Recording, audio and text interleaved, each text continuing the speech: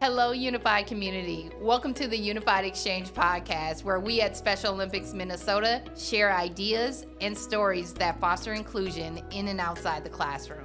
Each episode, you can expect us to cover a variety of topics to help grow the unified programming happening at your school. Our hope is that these conversations can inspire change, cultivate leaders, and transform environments that embrace each other's differences.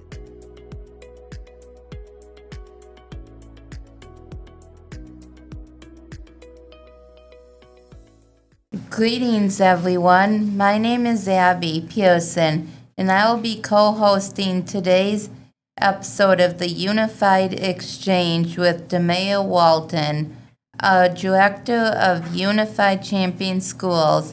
Also, we will feature a special guest, Bill Fish, President and CEO of Special Olympics Minnesota. Thank you, Abby. Hello, everyone, and welcome to our first episode of our Unified Exchange podcast.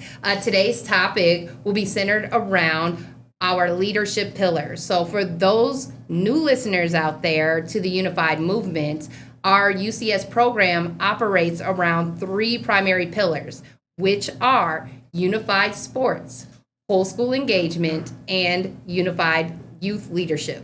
All right, so our goal with Special Olympics Minnesota is to always amplify these pillars with our school partners, our families, and our athletes to increase inclusion in our schools. So before we jump in, I just again want to thank you all for tuning into our first episode, and I want to take us into our Team Connector. Abby, will you take us there? All right, everyone, let's share with the audience the ways in your childhood you determined leadership in school. All right, and before we share our answer, I want to inform everyone around characteristics you commonly see in youth, which are taking initiative, demonstrating empathy, showing responsibility, and being adaptable. So in this connector, I want us to go through this exercise of kind of reflecting back, and Bill, just thinking about what characteristic related most to you as young Bill. And so I'll go first because, I was a youth yesterday. All right, so all jokes aside, I would say my childhood characteristic that showcased leadership, when I really think back on it, was always taking initiative, and also just being responsible. I loved, for any group I was in, or whether it was a team or a project, being that person who could set the plan, just setting the vision for the group. And then also I was open to taking responsibility, if, whether it went well or if it didn't go well. I knew I was great at problem solving. So even if it didn't go well, I have a plan of how we can make it better. But when I think about my childhood, those two, taking initiative and being responsible, was definitely my go-tos. But how about you, Bill? I would say this. What a great question, because number one, it allows us to reflect a little bit on when we were children and our upbringings and all of those things. But as a child, for me, I was very involved with sports, and I was also we had a very vibrant neighborhood where everybody was playing every day and all of those types of things. So I think that through those types of things, and then obviously at school, you're really able to create and find those different types of techniques at a really early age. And so as I think back right now, certainly taking initiative is something that stands out in terms of my childhood background. And when I mean that, in the neighborhood, I felt like I was the person that would go to the different houses and gather everybody and bring them, and then help figure out the different game or activity that we were going to play in that particular year. So lots of fun. But also, as I think about this, and this really it hits home for me, being an empathetic person, I feel was really important for me as a child. We had all different types of walks of life as a kid in our neighborhood, and including everybody in terms of those neighborhood games and when we're playing sports at the local playground, making sure that everybody had that place. And I led that type of charge to make sure everybody had that same type of environment to really enjoy their day in terms of whatever it was that we were doing. Yeah. So a lot of these really do hit home. And then, of course, being adaptable.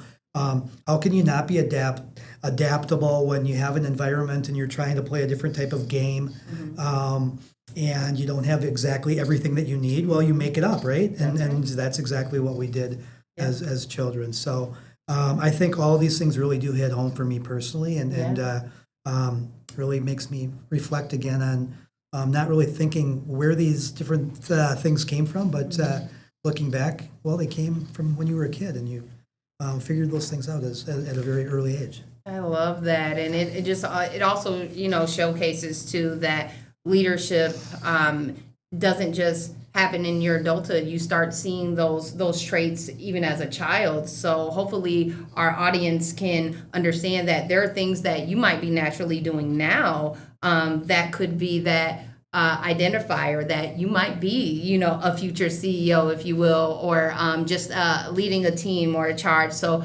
don't underestimate those characteristics of being inclusive, taking initiative, being responsible. All of those things add up and they make you a good leader. But it's really cool to reflect back on young Sure Bill and hear that you were operating in inclusion before you knew you were going to be here. So thank you for that. Pretty neat. Yeah. All right. Well, I just have to thank you, Abby, for leading us in that connector. That was definitely a fun question. I love going back and just finding the root of who we are. And so I appreciate that. But because we are bringing this podcast to our listeners today, there's we're going to go through a bit of a schedule that you guys are not familiar to. So we're going to transition into the segment called Game Time. So Game Time is always going to be the part of our episode where we are interviewing our special guest around a particular topic. So as I stated earlier, we will be transitioning into Game Time with the leadership topic. And before we kick off into the leadership, I don't want to call it an interrogation, but definitely the interview. I just want to make sure, Bill, you're ready. Let's do this. All right. So now that you sound ready, we have some questions for you centered around leadership. I am big on making sure what we give you, our listeners out here, it is intentional. It is something that you can connect to. But as far as leadership, we don't want people to believe that we just go around saying anyone is a leader. We want you to understand that what builds a leader. And so there are core competencies that you definitely want to recognize in all leaders. So we compiled those core competencies for Bill here, and we would love to hear your take on each skill. And as you're thinking about these skills, we would love for you to even share with the audience if any of those skills came more naturally to you, just like we kind of identified in your childhood, but also feel free to share with the audience what skills you may have had to build over time. All right. So as we move into our leadership skill, we'll have Abby introduce each one to the group. So we're going to start with our first skill or our competency, which is integrity. All right. So, Bill, as we're thinking about integrity, can you share with our audience what philosophies help you handle ethical dilemmas and, to make difficult decisions? Well, first and foremost, integrity is so important from a leadership standpoint. And I look at, respect is a word that comes to my mind, and it's not that I have that expectation for me, but it's me having that expectation when I'm talking with others and making sure that I respect each and every individual in terms of what they stand for, what they're bringing to the table. Yeah. And I think if I can establish that, I think that conversations go a lot better. Yeah. having said that, to your question, for me, all about gathering information first and foremost. I kind of go with 4 tiers on this. It's gathering information, weighing the consequences of the situation, and then thirdly, considering people's interests in the particular subject that we're talking about. Yeah. And then lastly, and I'm all about this, it's really seeking the appropriate guidance. I don't have all the answers, and making sure that based on each situation, you're putting yourself in the best position to make decisions. Yeah. And that's really all about finding the people that maybe have the most knowledge on a particular situation, or those that may understand a particular situation maybe better than I. At the end of the day, I'll make the call on things, but I do rely on a lot of different people and things to make decisions. Yeah, no, that wise counsel is so essential in leadership, and I definitely agree. I operate with a similar philosophy. Like I have certain values that I'm definitely firm on, or that are my non-negotiables, but it's always nice as a leader to kind of have a game plan, if you will, of what do you rely on in difficult times when it's time to make tough decisions. And it sounds like you have kind of that run-through list of what your toolbox of what you would go to in those times. So thank you for sharing that. Can you also share, do you feel integrity was something that was just more natural to you, or do you feel like to this question, do you feel like that was built over time, just having those tools and those values?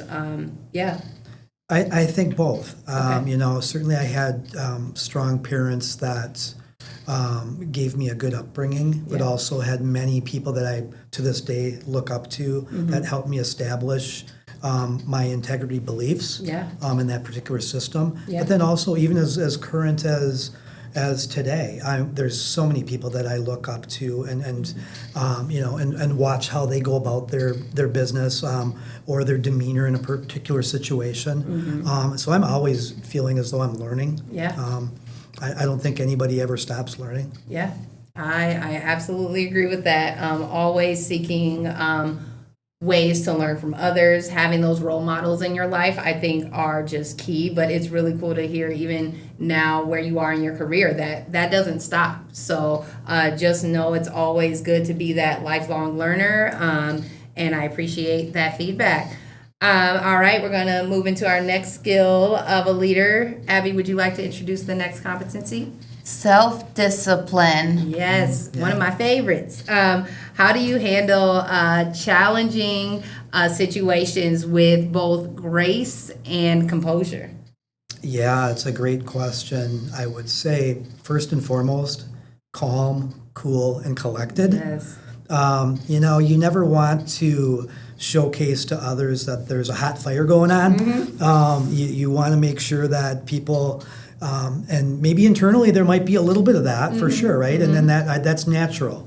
But I think that just making sure that others believe that you as a leader are going to be able to help take care of a situation and end it in a really positive way is really important. And so, I would just say demeanor makes a lot of difference, and it really does. And you certainly don't want to show that you're panicking about a situation, because you shouldn't be. And there's a lot of different ways to sort of handle all of those things. There's a lot of different ways that, certainly from a leadership standpoint, that I've gone through practicing those very types of things. And here in Special Olympics, that we've certainly had our share of situations that you just have to handle, right?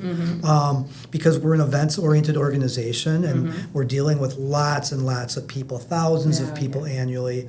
And so things do happen and things come up, and putting ourselves in the best position to make good decisions is what we're all about.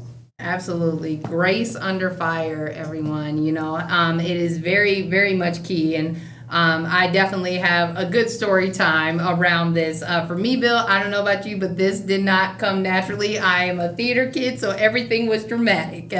I remember when I was first a director, and on I think the first day of programming, the buses didn't show up. And I was like, oh, well, there's the program, And so I remember my supervisor pulled me to the side, and he was saying, like, Tamia, you can't let your teachers, see that, there's an issue, they're looking up to you. So if you're saying it's going downhill, they're going to believe that. So there's an importance with kind of upholding that strength for your team. And I do love the fact that you acknowledge that it is not easy, and a lot of us don't start there, in our career. So I just want to normalize that for our young leaders out there, and maybe adult leaders who haven't been told that people are looking up to you, whether you believe it or not. Yeah. And can you imagine being a pilot flying a plane, you see danger and you're screaming this is going down? Can you imagine people probably jumping out of the window or just doing all the dramatic things when you need them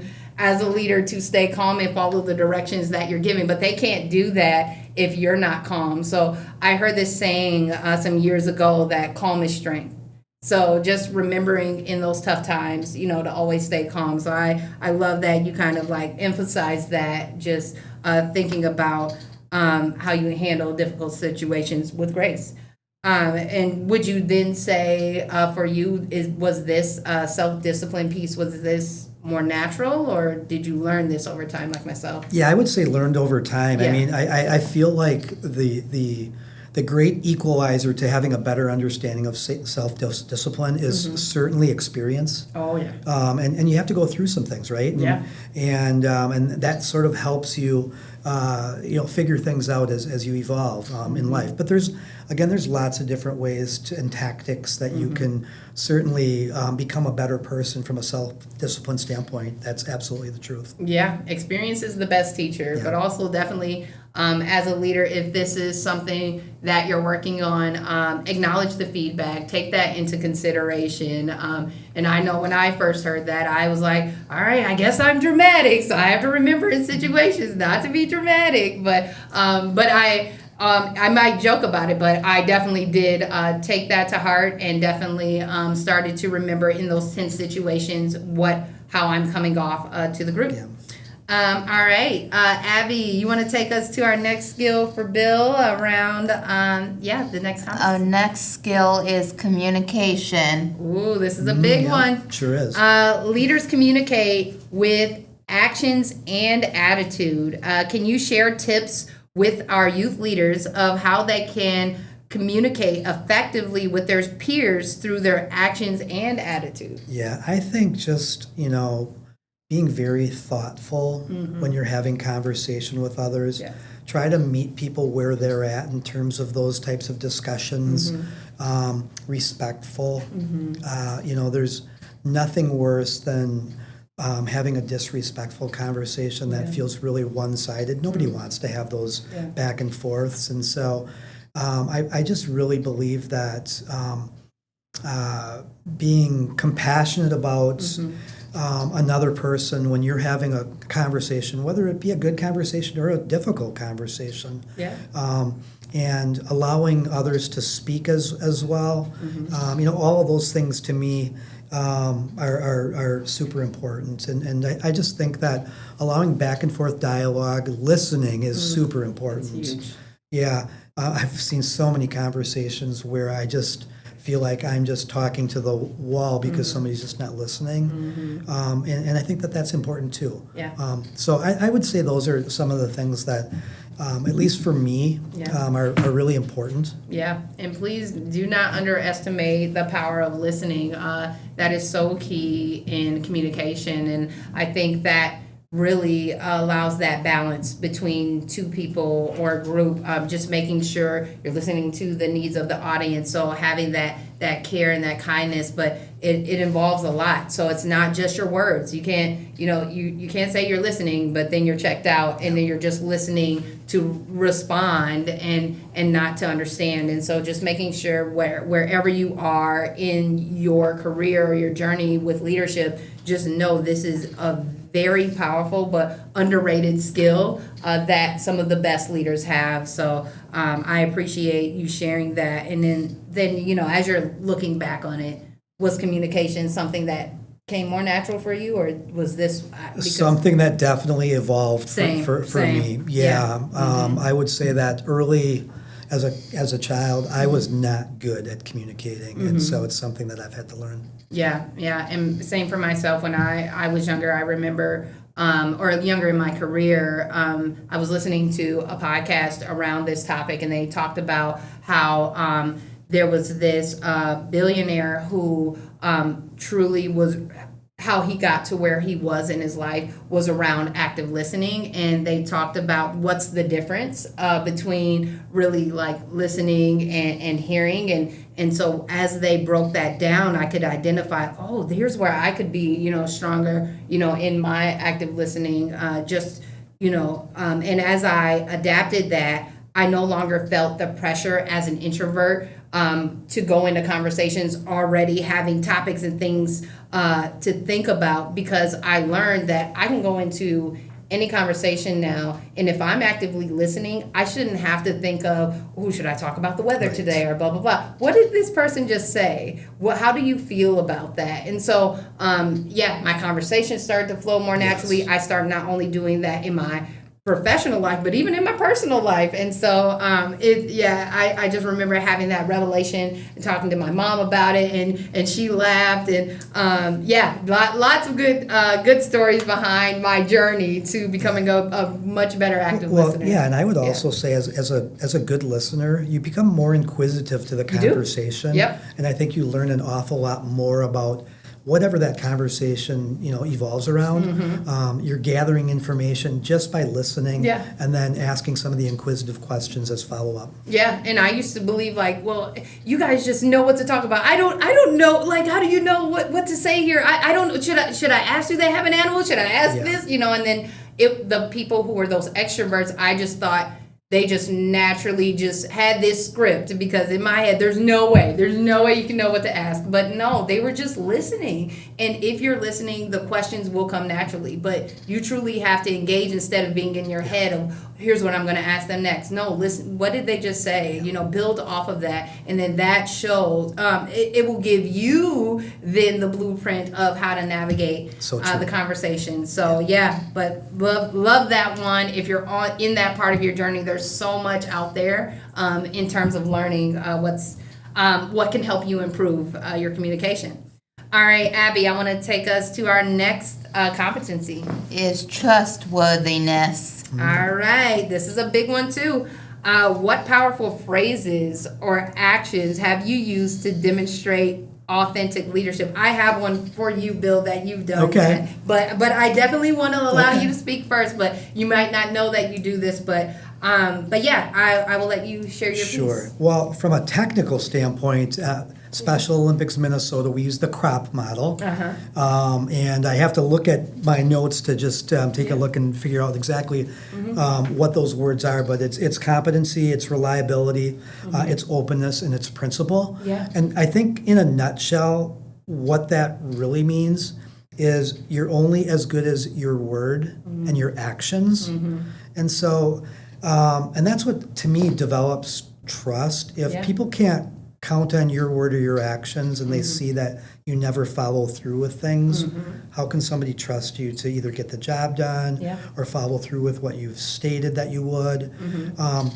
And I think that especially with an organization like Special Olympics, trust is such an important thing. It really is, because we are really working with thousands of people, volunteers, an incredible staff, and we need to make sure that everybody's on the same page, and that trust level is there. There's just too many things that go wrong when trust isn't shared between two. And so, we've spent an awful lot of time in finding ways to build trust.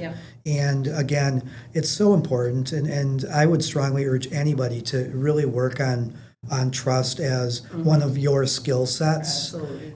Because it just makes things so much easier in the long run. Yeah, I absolutely agree. I feel like the trust competency is there's so much to going into trust for humans as we really think about how we manage teams or build relationships.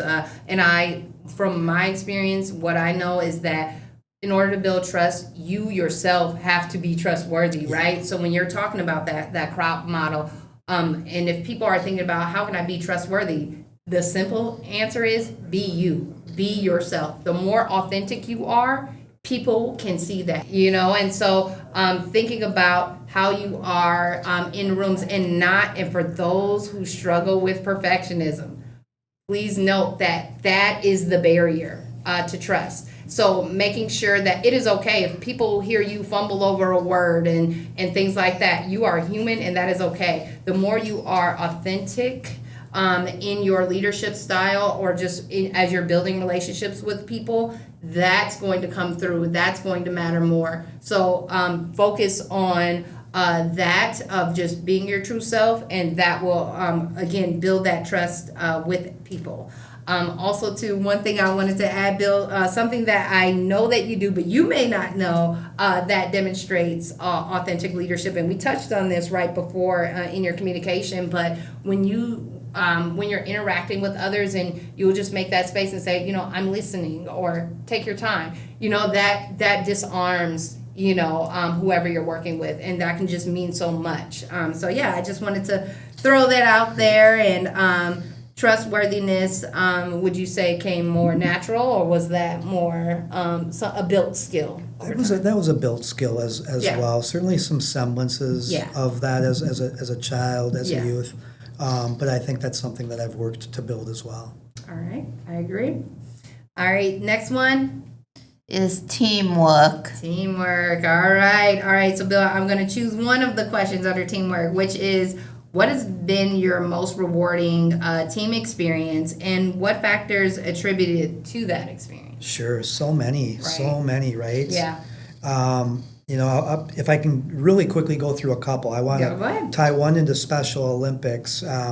Very blessed to have an incredible partnership between our Special Olympics staff and Minnesota law enforcement. And a few years back, we were able to become the largest grossing Special Olympics program in the world in revenues raised from an organization within Special Olympics, which was just a tremendous effort and honor. And really, at the end of the day, that just comes down to hard work, great communication, positive environment and attitude, getting people aligned in terms of what they're striving for, and just really getting after it in a fun, positive way. Again, as a youth, was very blessed. I was a hockey player, albeit never big enough to go too far, but played some high school hockey, and we were really fortunate to make the Minnesota State High School Hockey Tournament. This was years ago, so I certainly don't want to age myself too much, but again, really strong effort, teamwork, dedication, courage. And just really, as I looked at that experience, it was all about a bunch of kids coming together and bonding, and putting in the really hard work at the end of the day to make that dream become a reality. Yeah, and it sounds like you really value like the morale, and I think that is the glue to teamwork, making sure that you're creating a positive experience, and I can just like see how that ties in. Experience just as a team is so valuable, and so just making sure that we're very intentional around that. So isn't it true? I love that you could share that with us.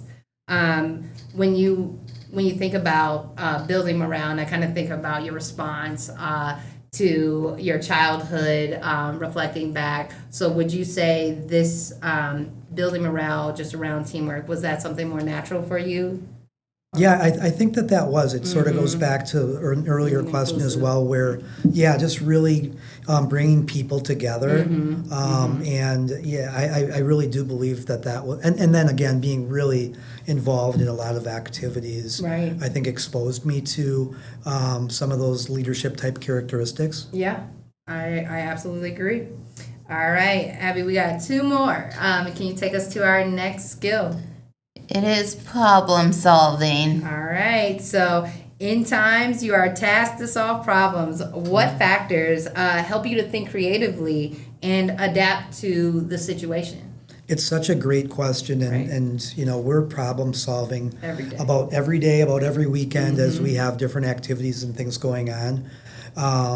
But I think what it really is all about is before you get to the actual event or activity or what have you, being as organized as you can possibly be, and having an understanding of all of those things that you hope will go right, but some things that can go wrong, and just being ready for those things. It doesn't ready you for every single circumstance, but that preparation, I think, gets you into the right teams and environments for the activity or event or situation, so that you're really prepared in a good way, with all the resources that you might need to get the answers that you need. Some of those things you have to almost answer instantaneously. Some of those things you've got time to maybe have some conversations and come up with what the best solutions are. Just really depends on the situation. Problem solving is something we do often, and no event that we do is ever absolutely perfect. And there's always something that we look back on that we had to either fix in some capacity, or it wasn't exactly what we were anticipating, and so we had to pivot. Yeah, and I love that you touched on mentality. That is so huge. You have to have a growth mindset going into any event or whatever the goal you're trying to achieve. You have to know, like I heard in the military, they often, before they go into any battle or any mission, they're always preparing for it to fail, so then they can strategize, right? So if you battle with perfectionism, I gotta get on the audience members that might battle with that. You have to prepare for things to go wrong, and then what do? First off, adopt the calm is strength. Calm head is a calm mind. So making sure that you, again, address mentality, making sure that you're okay with knowing that this could totally go wrong, but that's okay. We're going to fix it. So just having that confidence and that extreme belief in, that we're going to solve this problem. I think that can take you really far. So mentality is so huge around problem solving. And I know for myself, I always love to solve problems. As I think back on my childhood response just around that, good leaders know how to take what they call radical responsibility. So I'm hearing that a lot lately. And so just like the quarterback, you got to take the win. You get to take the wins, but you also got to take the losses too. And so being okay with things failing, and again having that growth mindset around failing is not the end. It's just an opportunity to learn and strategize how we can do something better next time. But for you, Bill, would you say problem solving was something that was more natural, or was this a built skill over time? Yeah, I feel that problem solving absolutely was a natural skill that I had at an early age. Yeah. And I think back, and it's about, again, adapting to situations, environments, things as simple as, hey, we've got a wiffle ball, but we don't have a wiffle ball bat, so we're going to go get a branch and we're going to play some wiffle ball. Things like that as a kid. Same would hold true when we pretend like we're on a golf course and we didn't have golf clubs. You figure things out, and you adapt to things. And I think that's part of that problem solving mentality as an early youth. That you just figure out as a kid, and so those things kind of come along with you for the rest of your life. I absolutely agree, and something I thought of just kind of in this conversation, that for those of you who might want to learn how can you be better problem solvers, I know just being a theater kid, taking improv classes, it teaches you on the fly, how to think of the next thing, and you had to go, you had to go with it. You had to just get creative. And so I think that is the magic to problem solving, is that gift of creativity. But creativity, will only spark if you change that mentality to believe in your ideas, to adapt to the changes that are happening. So, thank you for that. All right, we got one more. It's probably my favorite one. Abby, you want to take us to the last skill here? Next skill is initiative. Yes, thank you, Abby. This, like I said, my favorite skill. All right, so how do you encourage and motivate others, Bill, to take initiative within the team? And this could be, your current position now or just in the past. Would love to hear that. Yeah, it's a great question, and working for Special Olympics, our mission should do a lot of that on our behalf. Yeah. But having said that, I feel like, again, it starts on the front end where you're building strong teams. And the right types of teams where you're able to motivate each other. And I think that being really thoughtful about what our goals and objectives are.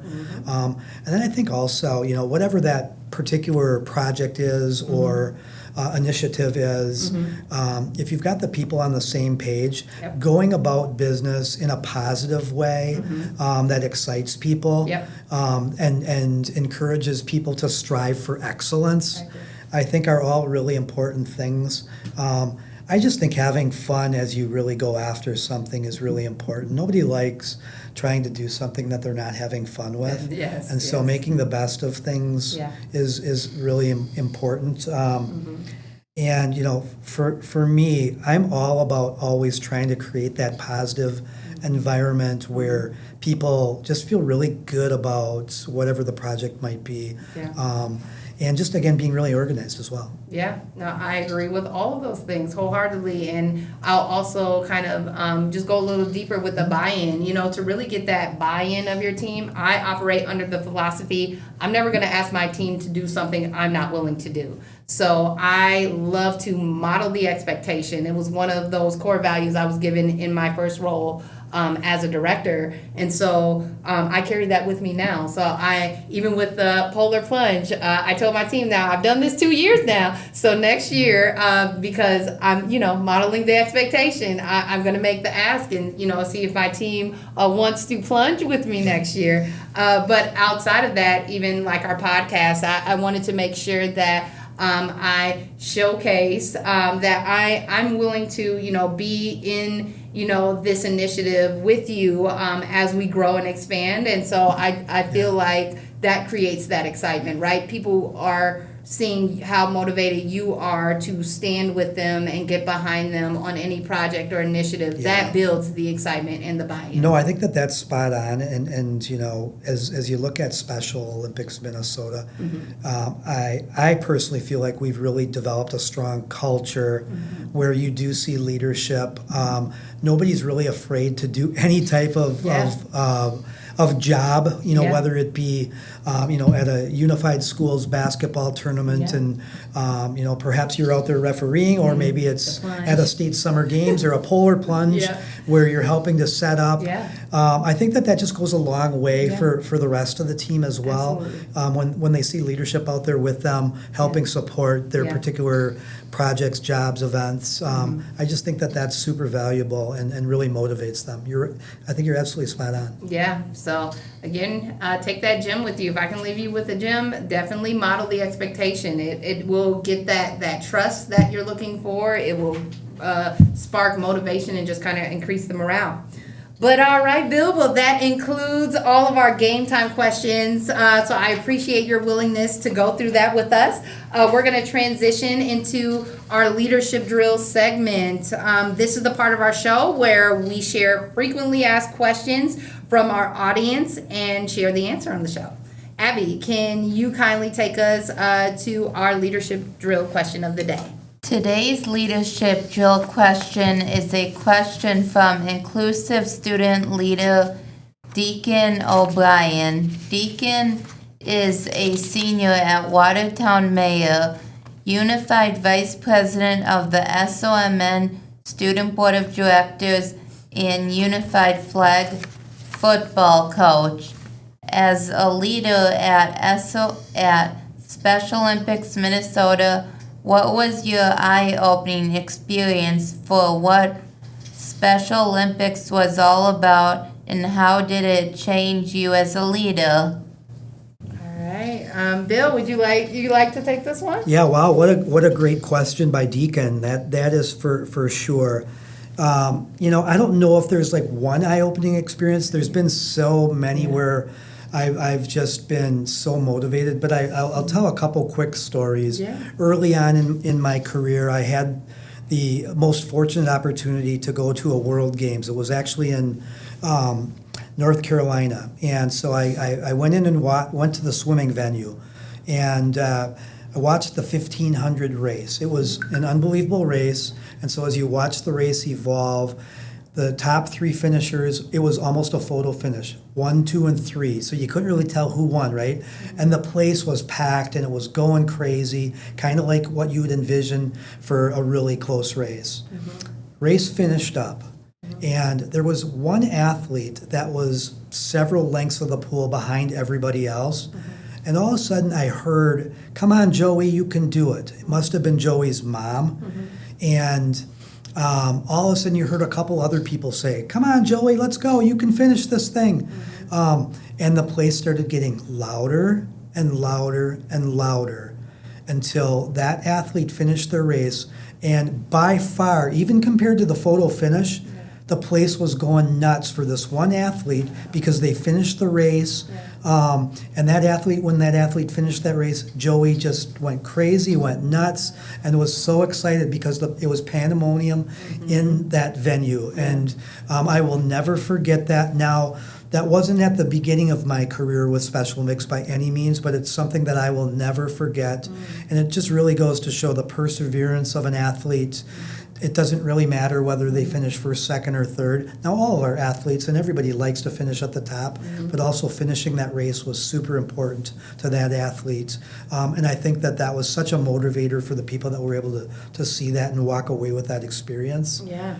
That's just one experience that I've seen off the top of my head, but there's been so many. Yeah. I've been very blessed. I had an uncle that had an intellectual disability that I grew up with, and so and then also I have a daughter with an intellectual disability as well. So serving persons with special needs has been very important to me in my entire life, and so I think that's helped me with my career as well. Yeah, no, and I appreciate you sharing that with our audience today. And really, as I'm listening to you, like I'm hearing just how much the value of support that we're able to give, our students, our athletes, at these events. That is what takes those experiences, whether you are in first place, last place, or you don't place.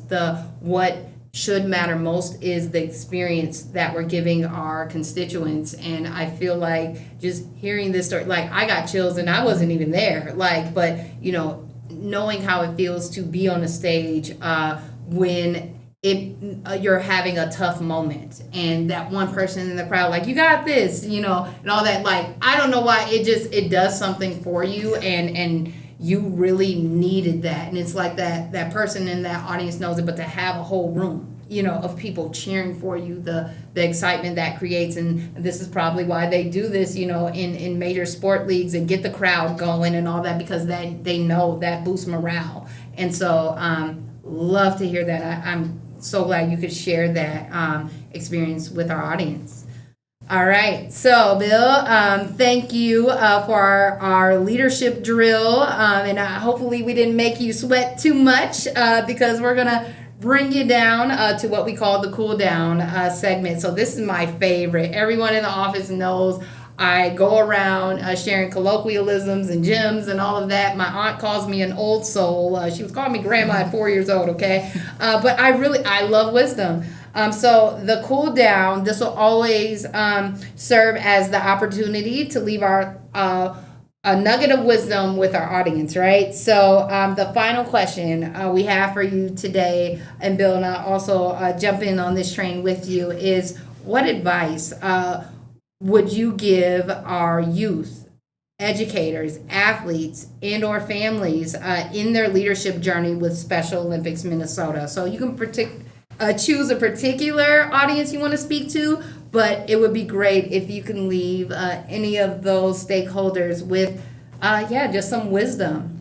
I think first and foremost, just find something that you really love to be a part of. I think that's the first piece of it all. Yeah. Because if you really are passionate about something, you're going to strive for taking whatever that may be to a whole nother level. And just rally around that. in terms of the different types of skills and things like that.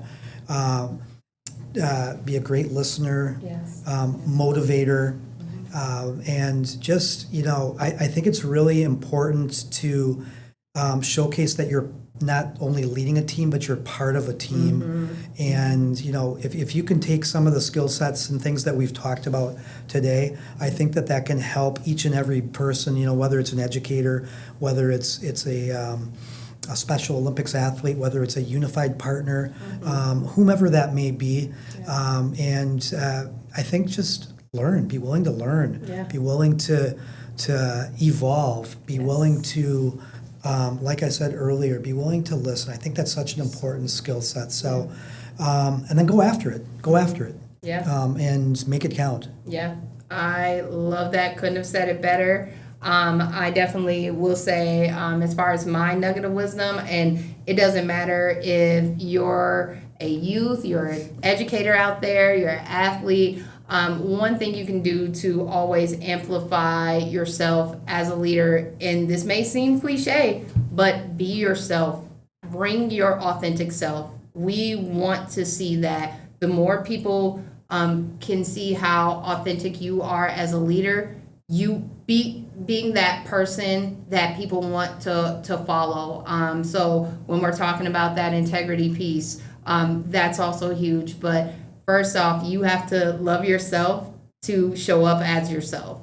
So if there's anything that I can say I've learned in my leadership journey, or what changed my whole trajectory as a leader, was the time I decided I'm going to be myself, and they're going to have to love me for who I am. And it just, after that, I felt like leadership just flowed more naturally. So don't underestimate the value that you bring. It can be valuable to others, and it's good for people to see that you are human. So focus on, what you're trying to give the group that you're leading, the team that you're leading, or if we're even talking about families in a household, just making sure that that information of what you want to give, the goal, is more important than being perfect.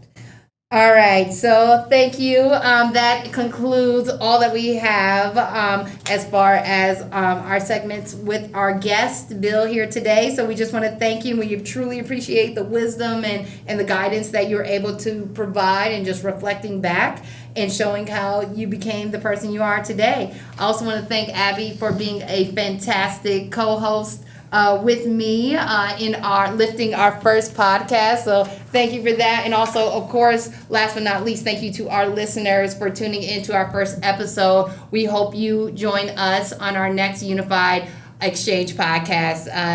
So thank you. Thank you. Thank you. We are rolling into our last segment of the day, and that is the Opportunity Share segment. Listeners, this is the prime time for you to stay in the know of what's happening at Special Olympics MN. My colleague Max on the schools team is here to join me today. Thank you, Abby. I loved learning about leadership from you, our CEO, Bill, and our director, Demea. During our Opportunity Share, we will always have a UCS staff here to share upcoming UCS and SOMN events for you all to stay in the know of what's happening and find opportunities to stay involved with our state office. First and foremost, for our listeners today, Abby, who can be a part of Special Olympics Minnesota? Special Olympics is for everyone. Our programs are available for all ages and all abilities. This inclusive movement is made up for athletes, volunteers, students, coaches, team assistants, educators, unified partners, and more. We are thrilled to be hosting the 2025 Summer Games at the University of Minnesota. With the excitement of the USA Games coming in 2026, we are committed to delivering an unforgettable, top-tier experience for all SOMN athletes, while also setting the stage for an incredible USA Games next year. If you are interested in volunteering at the 2025 Summer Games, you can either email volunteers@somn.org or visit our website. It takes a village to make our event successful, and we're so excited for you to be a part of this amazing community. As a volunteer, you'll cheer, support, and celebrate amazing athletes. Shifts start at just 4 hours, and whether you're giving high fives, keeping score, or handing out awards, your time makes a huge impact. Grab your friends, family, and coworkers and sign up today. Thank you, Abby. Another fantastic opportunity centered in the Unified Champion School pillar of inclusive student leadership is our College Board of Directors. Our 2025 through 2026 College Board of Directors applications are now open. If you are interested in returning to our college board next year, please take time to apply. Applications are due Sunday, June 6th. Please reach out if you have any questions or concerns. On our next podcast episode, you will have the opportunity to hear from Minnesota's National Banner Schools educators. A Special Olympics Minnesota Unified Champion School has an inclusive school climate and exudes a sense of collaboration, engagement, and respect for all members of the student body and staff. A Unified Champion School receiving national banner recognition is one that has demonstrated a commitment to excellence by meeting 10 national standards of excellence. The National Recognition Program application site is currently open through June 2nd. Our Cool School Plunge season is underway. It's coming to an end. Abby, how many times have you taken the polar plunge? I have taken the polar plunge 22 times. Abby, you truly embody bravery to me. This season, over 22,000 brave supporters of Special Olympics Minnesota have taken the plunge and are freezing for a reason. As a reminder, all of our Cool School plunges, I'm cheering you on as you choose to include. That is all for our Opportunity Share segment this episode. If you have any questions on how to become more involved at Special Olympics Minnesota, are looking for more information, or are interested in becoming a Unified Champion School, send us an email at schools@somn.org. Abby, will you close us out with the athlete oath? As an athlete for 20 years with SOMN, I would love to. Are you ready, Max? I'm ready. Let me win, but if I cannot win, let me be brave in the attempt. That's a wrap on episode 1 of the Unified Exchange.